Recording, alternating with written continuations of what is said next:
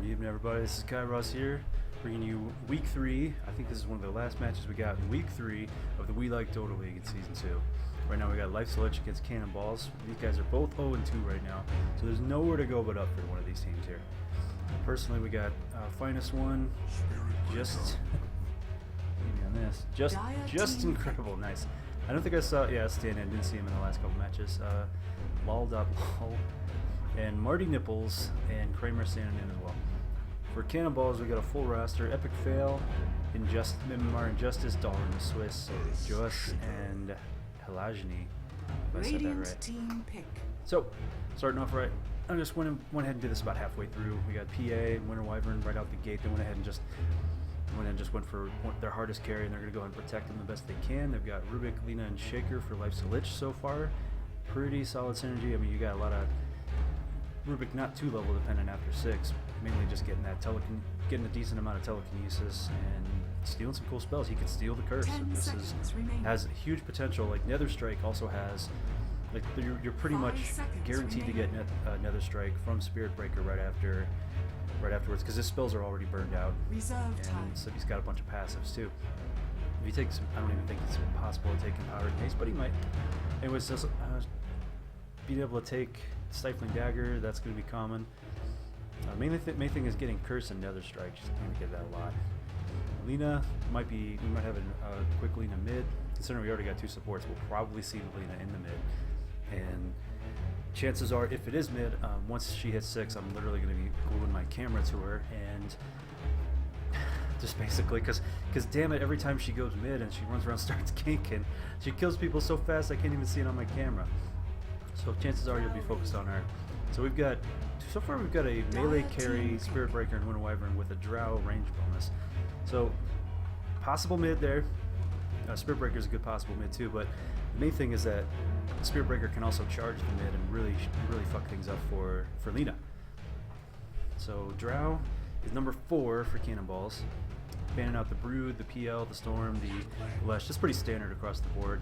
Meanwhile, Gyro, Blood, and Darkseer, and Quap getting banned out on life. That's pretty meta right now. They just want to make sure that they also want to make sure with banning out Darkseer that PA is going to get decent amounts of farm without having to worry about that Ion Shell.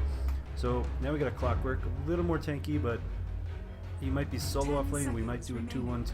We might see Shaker and you might see Rubik with their hard carry. You might see Shaker and Clockwork together. There's a lot of different ways that Life's Lich can go with this. And next, final ban for Cannonballs. We're dipping deep into the reserve time already. About 30 seconds left on the reserve clock. Go and speed this up, because why the hell not?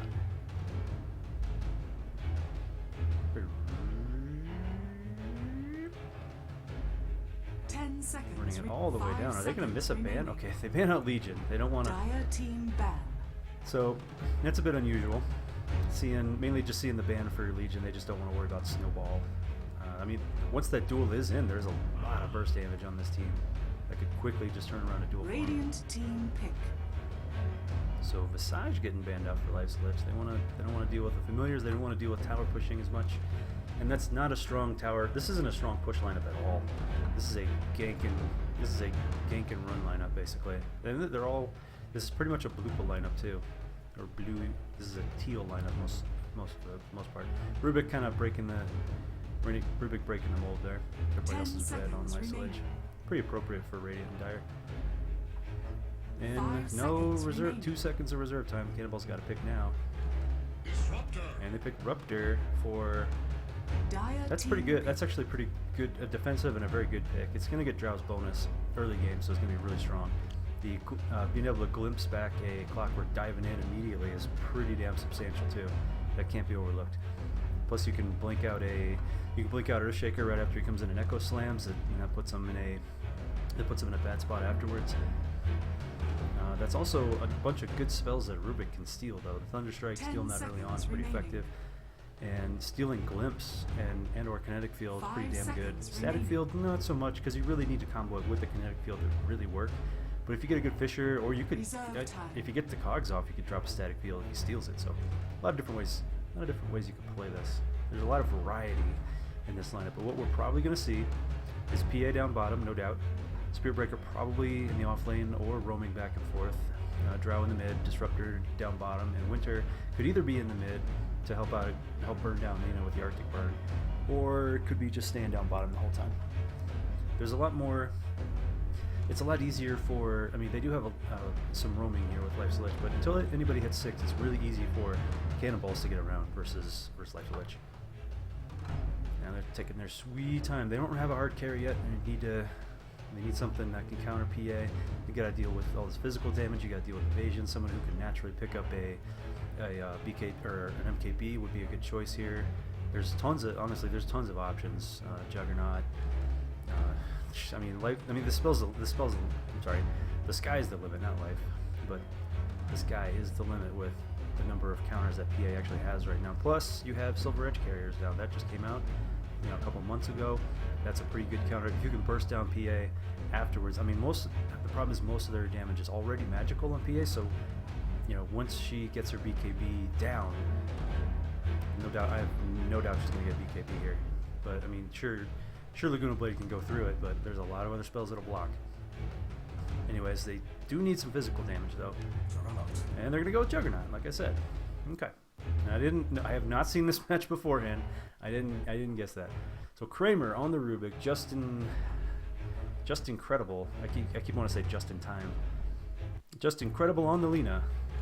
All on the Shaker. Okay, we're going with that. Marty Nipples on the clock, and Finest One, their main carry, on the Jug. Meanwhile, we got Epic Fail on the Breaker, MMR Injustice on the Ruptor, Dollar in the Swiss, carrying for PA, Joas on the Winter Wyvern, and Halajny taking mid in the Drow. So here we go. Week 3, game 3 for these folks. These guys have nowhere to go but up. This is basically the equivalent of like a lower bracket in the tournament right here. Both teams just want to get on the board here. So we got some rotating around. We've got, you got Cannonballs rotating towards the top. They have a ward they're going to put up, not yet, but their other guys are in tow. They've got some D wards. And we're going with quick boots, so we're probably going to see a roaming Joas here. Go ahead and smoke up on top of that tower. They're going to rotate around. All heroes missing. Finest One just going to go ahead and creep block. We got 3 going down for that bottom rune. We might just see. It might just be a complete mess here, and they'll probably go 1 rune each. Meanwhile, Kramer going to go ahead and ward that pole camp. But they do have, if they split up the wards, Disruptor's most likely going bottom anyway, and Elijah has. So they'll see that. That's a really easy spot to de-ward there. They'll see it right in the middle of the camp there if they get the sentry close enough. So it should go well for them. There's the horn. We got less than 10 seconds for the rune spawn. Game 3. The We Like Dota League. The Season battle 2. begins. And it looks like both sides are going to go ahead and take 1 rune to themselves and call that a draw. Money to burn. This should TG make will my play. life They're going to be easier. 0-2 and 1 respectively each. It looks okay. Epic Fail going for the quick. Looks like he's going for a quick earn. He's going to need that. We're going to see nothing but hard harass from Injustice here. He's going to be all in that mid lane. He's got 1 level of 1 surprisingly. I'm surprised he didn't get Thunderstrike right off the bat there. So we have a PA mid. Okay, all right. We're going to have a Drow bottom with a Disruptor and a Winter Wyvern. That's going to be really hard to actually. It's going to be brutal, to be perfectly honest. So we got a tri-lane against off-lane and tri-lane against off-lane. So it's going to be difficult for both of these off-lanes to get some experience because it's going to be so easy to deny.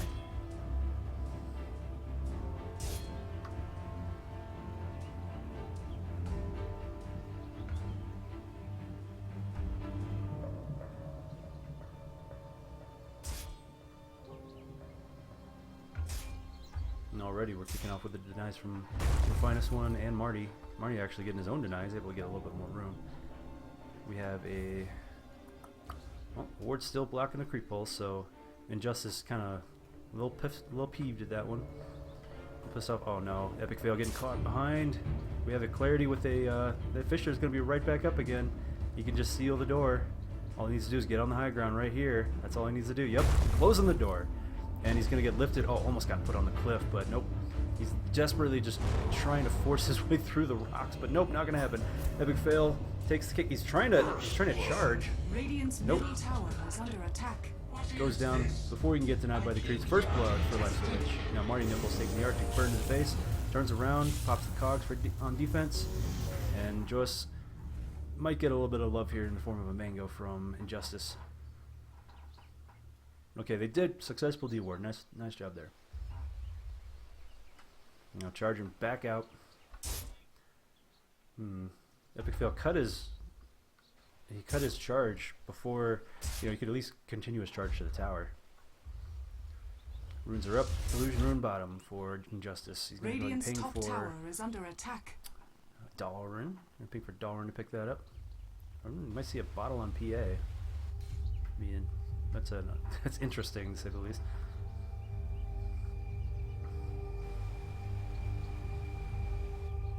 There's a ton of burst damage. Now Justin is a very good counter with Lena versus PA right now. Sure, you can spam the Stifling Dagger to your heart's content and then bottle back up if you want to, but for the last hits and everything. But the range advantage clearly going to Justin here, and it shows right here he's already up by 3, and that should increase exponentially as we go. So 11 and 4.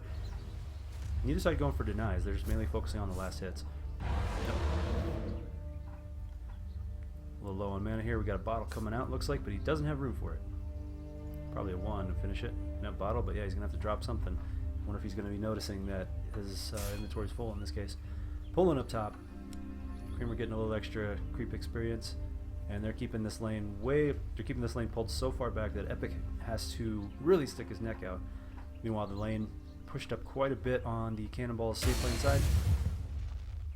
Marty's doing, he's pretty much able to hug the tower. He's got another bottle coming out. Did he know that he has? Okay, good. So he did pick that up. He's able to drop something off. And now oh no, Epic Fail diving in on 3. This is not good. The Blade Fury combined with, oh no, he hit Kramer, but no, that's going to be 2 down right there. Way too aggressive against it. 1 melee against 3, so 3 in a tri-lane. 2-0 ball. Justin picking up another rune, topping off. He's almost got his. Now this is where I pretty much have to put my camera exclusively on whoever plays Lena, because that burst damage is just incredible. There you go. Very appropriate name here. Right about. Radiant's top tower is under attack. Another wave of creeps ought to do it with this level.